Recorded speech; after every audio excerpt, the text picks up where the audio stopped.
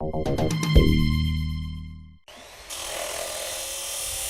ans après Katrina, beaucoup d'habitants de la Nouvelle-Orléans sont encore dans une situation précaire. Certains n'ont toujours pas touché d'aide de l'État. D'autres ont essayé de reconstruire malgré un secteur du bâtiment gangréné par la corruption. Selon une étude, 9000 propriétaires ont été victimes d'escroqueries immobilières.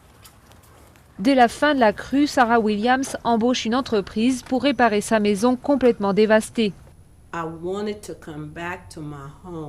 Je voulais rentrer chez moi. C'est ma maison. C'est ici que j'habite depuis 1973.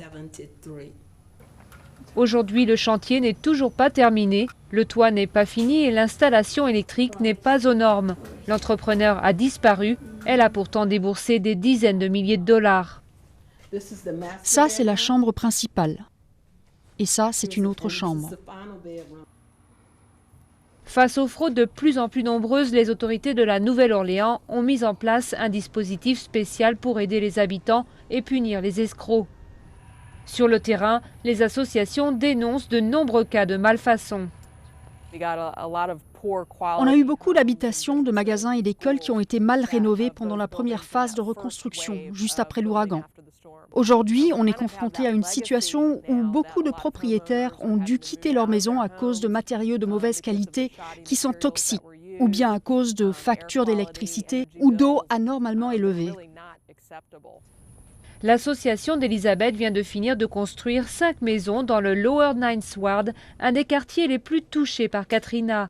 Chaque habitation est équipée de panneaux solaires et d'un système de drainage naturel pour éviter l'inondation.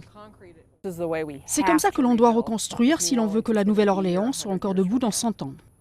Au bout du compte, une grande partie de la reconstruction a pu se faire grâce au secteur associatif et aux œuvres de charité. Sarah Williams vient de trouver de l'aide auprès de l'association Reconstruire Ensemble, un groupe qui a déjà rénové 250 maisons depuis 2005. Les travaux ont commencé, elle espère rentrer chez elle, enfin, d'ici le mois d'octobre.